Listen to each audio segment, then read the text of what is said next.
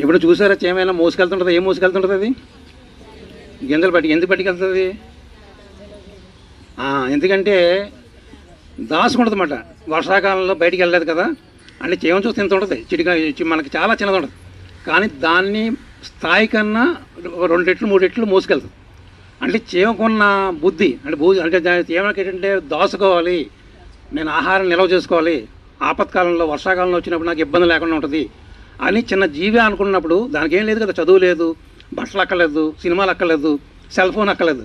కానీ మనకు చాలా అవసరాలు ఉన్నాయి.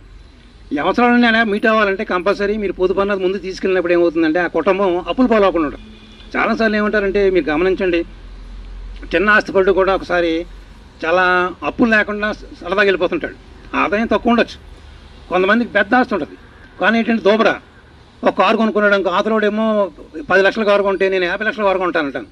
ఏంటి సొసైటీలో నాకు గౌరవం పెరగాలని, లేకపోతే ఒక మనకు అంతస్తు సరిపోతుంది, నేను 3 అంతస్తులు పట్టుకుంటానంటాను. అంటే అలాగేం చేస్తారంటే సమాజంలో స్థాయి పెంచుకున్నాక ఏం చేస్తారంటే దోబరా ఖర్చు మొదలుపెడతారు. ఎప్పుడైతే దోబరా మొదలుపెట్టారో కోటీశ్వరుడైనా సరే ఏం చేస్తాడు, లక్షాధికారి అయిపోతాడు. ఆ లక్షాధికారి మామూలుగా బేకారైపోతాడు.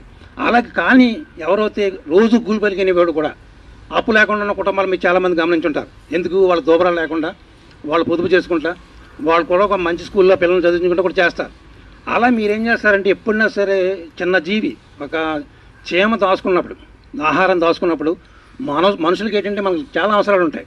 చదువు కావాలి, ఆరోగ్యం కావాలి, లేకపోతే మీరు అన్నట్టు ఎక్కడికైనా వెళ్తానికి ఒక బైక్ కావాలి, లేదా అన్నీ కావాలి కదా. సపోజ్ ఆడవాళ్ళకి నగలు కావాలి, అన్ని అవసరాలు ఉన్నప్పుడు మనం ఎందుకు దోపరా చేయాలి?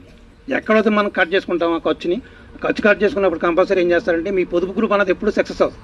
చాలాసార్లు ఏమవుతారంటే